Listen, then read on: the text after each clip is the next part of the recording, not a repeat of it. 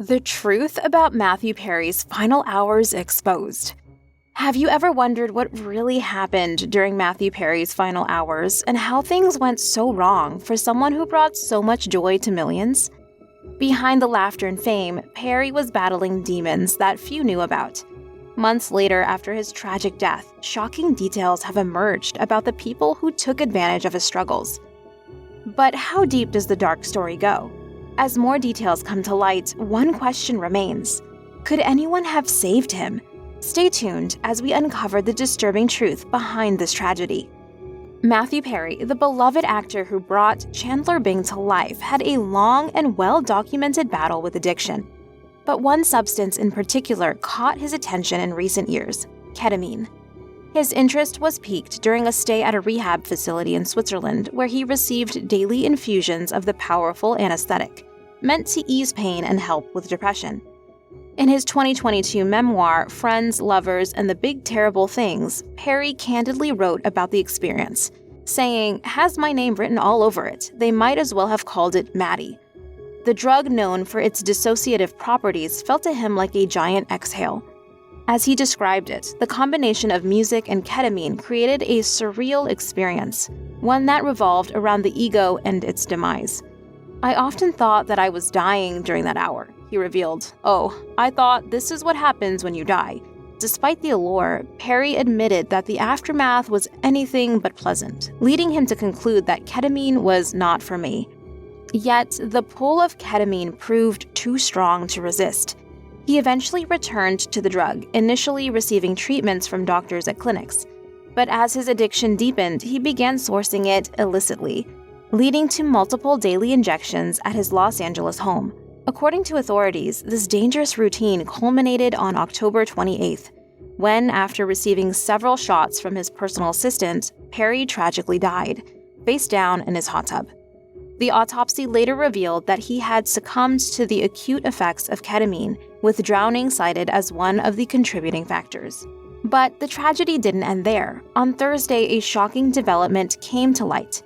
5 people, including Matthew Perry's assistant and several doctors, were charged in connection with providing the ketamine that led to his tragic overdose in 2023.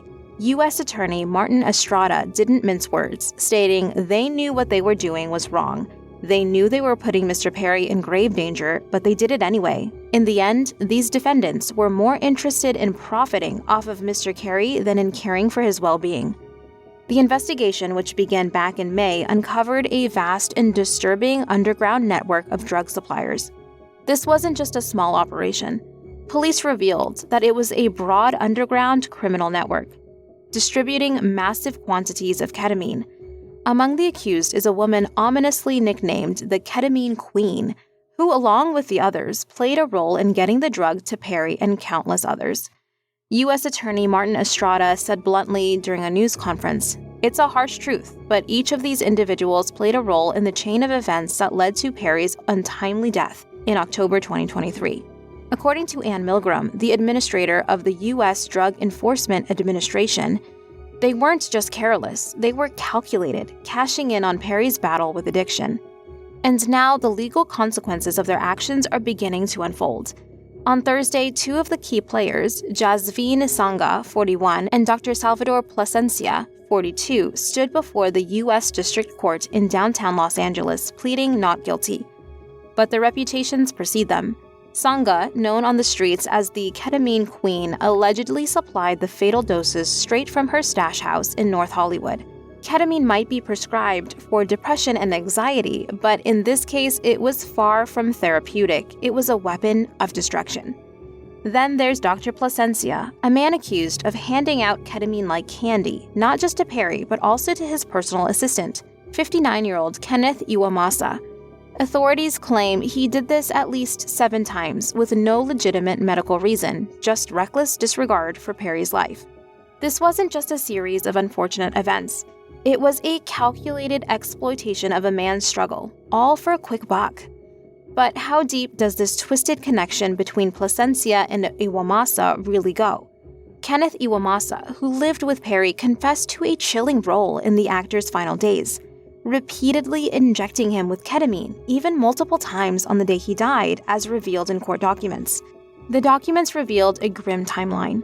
Starting at 8:30 a.m. on that tragic day, Matthew Perry's assistant, Kenneth Iwamasa, who had no medical training, began administering ketamine injections at Perry's $6 million Pacific Palisades mansion. The first dose wasn't enough. 4 hours later, Perry asked for another, and then again just 40 minutes after that. Before the third shot, Perry made a chilling request. "Shoot me up with a big one." The actor reportedly told Iwamasa to start up the hot tub, where Perry was tragically found later. His head submerged in the water after Iwamasa had gone out to run some errands. Admitting to his role, Iwamasa had pleaded guilty to 1 criminal count, but the story doesn't end there. Authorities say Dr. Salvador Plasencia, the same doctor who supplied the ketamine, was the one who taught Iwamasa how to administer it. The shocking details don't end there. Plasencia allegedly injected Perry himself, including once inside a parked car, without proper safety equipment. However, attorney Stephen Sachs, speaking outside the Los Angeles courthouse, painted a different picture, claiming that Plasencia prescribed the ketamine appropriately and oversaw the treatments with care. While the U.S. attorney may disagree with Dr. Plasencia's medical judgment, there was nothing criminal, Sachs insisted. He also claimed that the ketamine that killed Perry didn't come from his client. But the court documents tell a different story. Authorities revealed that Plasencia got his ketamine supply from Dr. Mark Chavez, 54. In text messages exchanged with Chavez, Plasencia discussed how much to charge Perry, callously referring to him as a moron and pondering, "I wonder how much this moron will pay." The investigation uncovered that these defendants sold Perry roughly 20 vials of ketamine for a staggering $55,000 in cash between September and October 2023. Chavez, confronted with the evidence, admitted to selling the ketamine to Plasencia and has agreed to plead guilty to 1 charge. But the web of deceit doesn't end there.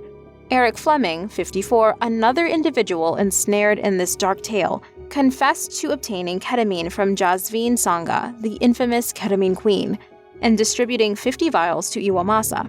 He, too, has pled guilty to 2 criminal counts.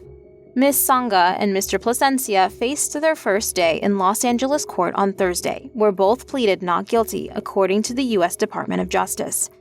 With trial dates set for October, the stakes are high. Mr. Plasencia walked out on a $100,000 bond, but Ms. Sangha wasn't as fortunate. She's being held without bond. And just when you think it couldn't get more intense, prosecutors claimed the pair tried to cover up their alleged crimes after Perry's death.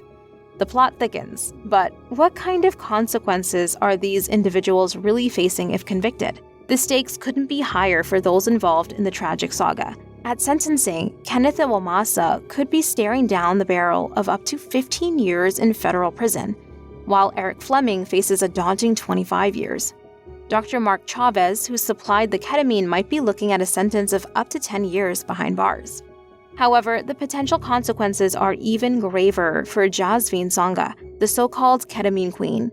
If convicted on all charges, she could be facing anywhere from 10 years to life in federal prison. As for Dr. Salvador Plasencia, the man who played such a pivotal role in Perry's final days, he's facing up to 10 years for each ketamine-related count and up to 20 years for each record falsification charge. The severity of these charges underscores just how devastating Perry's story is. This tragic outcome is even more heartbreaking when you consider Perry's long public battle with addiction. At the height of his fame, he was struggling with a dangerous dependency on painkillers and alcohol, leading to multiple stints in rehab.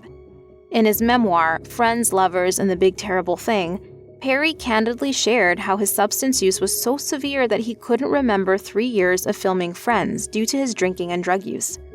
Despite efforts to get clean, Perry admitted that while he had been mostly sober since 2001, there was still about 60 or 70 mishaps along the way. But could Perry's tragic death have been avoided? Andrew Stolbach, an emergency physician and medical toxicologist at Johns Hopkins Hospital, weighed in with some eye-opening insight. He believes that if Matthew hadn't been in a body of water, he might still be alive today. Stolbach explained using sedative drugs in a pool or bathtub, especially when you're alone, is incredibly dangerous. Amid this heartbreaking tragedy, Matthew Perry's family, including his mother Suzanne Morrison and his stepfather Keith Morrison, shared their heartbreak in a statement on Thursday.